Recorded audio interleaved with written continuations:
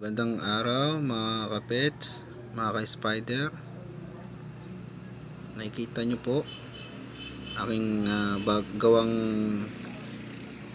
DIY bioactive enclosure. Ayan.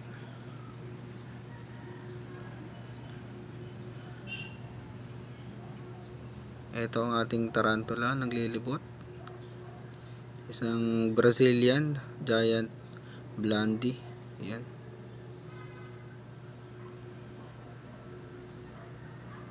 Shout out kay Boss Joshua. Ayan, galing sa kanya to. Shout out din pala kay Boss Daniel.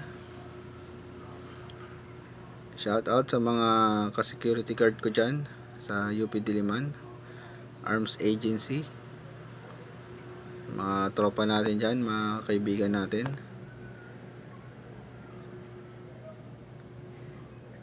Yan, naglilipot siya. Tuwang-tuwa siya sa kanyang bagong enclosure. Ang laki. Yun, nagtago na siya sa kanyang hide. Yun, oh. Oh, gusto niya magtago sa ginawa kong hide niya. You know, medyo malalim yan, oh. Oh, di ba? Stig. Napakaangas. Ayun, oh. Nililibot niya talaga, oh. Next time gagawa naman tayo ng desert style. Yan.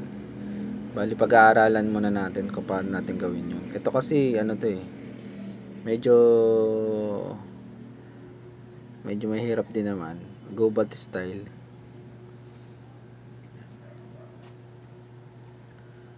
Ayan. Uy, grabe. Ang laki niya na. Bali takot ako hawakan to eh. Hindi ko siya hinawakan. Bali nilapag ko lang siya dyan. Dinano ko siya rito. Dito siya galing. Sa lagayan niya. Yan, kanina pa siya naglilibot. Yan, mga ka-spider. Kita niya naman yung likuran niya, abdomen niya. Yan. Hindi pa nakakalbo. Sabihin, hindi siya hindi ko pa siya ganong hinahawakan kasi takot nga ako. Sa pangit din kasi sa tarantula yung kalbo yung likod. Hindi maganda tignan. Ayan. Ano siya? Ang laki niya na. Nagmolt na kasi ito eh. Ayan. Bali mga common muna na tarantula yung ipunin natin para sa vlog natin mga ka-spider, mga ka-tarantula, no?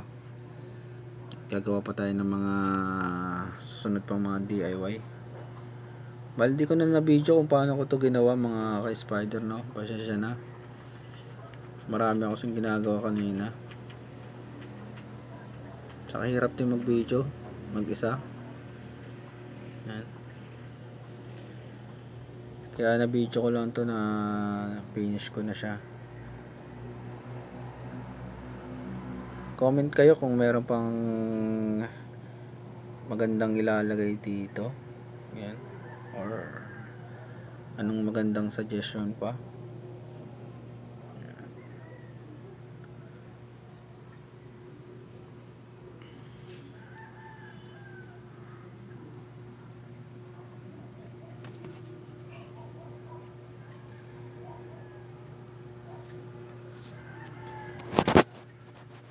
Bali nagtago na siya.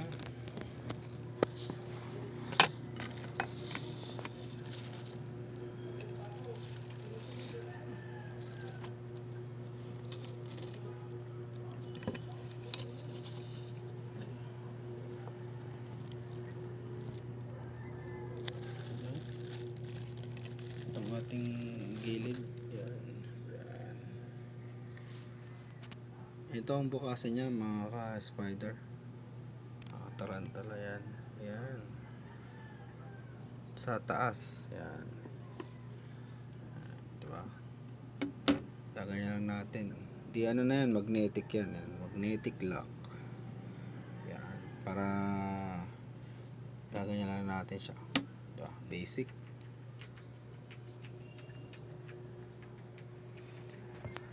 Kaya sa susunod nating video kung paano natin siya pakainin, kung paano siya mag-take down, bibidyo natin yan. Busog pa siya. Yan, laki ng abdomen niya. 2 weeks lang to natin, 2 weeks, 2 days, ay 2 times a week, 2 times a week natin siya pinapakain. Yan din yung mga advice ng mga professional na nag-handle ng tarantula. Yan. Para hindi daw ma-overfeed. Yan. Hanggang dito na lang ang ating video. Maraming pong salamat sa panonood. Please subscribe, like, and share sa aking video. Maraming pong salamat.